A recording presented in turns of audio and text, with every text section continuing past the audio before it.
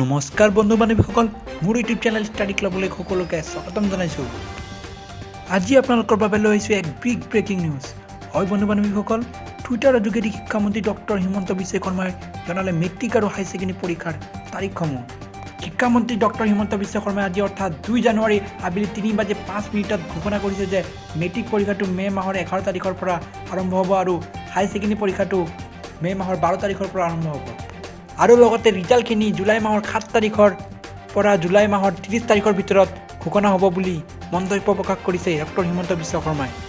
এই মুহূৰ্তত ছাত্ৰ ছাত্ৰীৰ বাবে ই এক অতি ভাল খবৰ। শিক্ষামন্ত্ৰী ডক্টৰ হিমন্ত বিশ্ব শৰ্মাই টুইটাৰৰ যোগেদি ক'লে এই কথা। 2021 চনৰ হাইস্কুল শিক্ষান্ত পৰীক্ষা আৰু উচ্চতৰ মাধ্যমিক চূড়ান্ত পৰীক্ষা তলত দিয়া অনুযায়ী অনুষ্ঠিত হ'ব।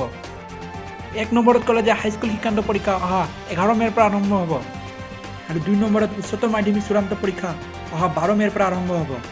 হয় বন্ধুসকল, আৰু পৰীক্ষাৰ ফলাফল ক্ৰমে 7 জুলাই আৰু 30 জুলাইৰ ভিতৰত ঘোষিত হ'ব।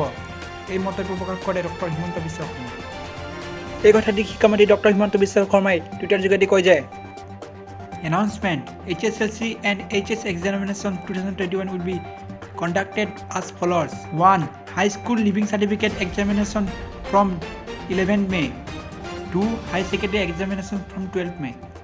Result of HSLC and HS examination will be declared within 7th and 30 July respectively. এনেকৈ ষ্টাডি ৰিলেটেড ভিডিঅ' চাই থাকিবলৈ মোৰ এই চেনেলটো লাইক, শ্বেয়াৰ আৰু ছাবস্ক্ৰাইব কৰি দিব। ধন্যবাদ।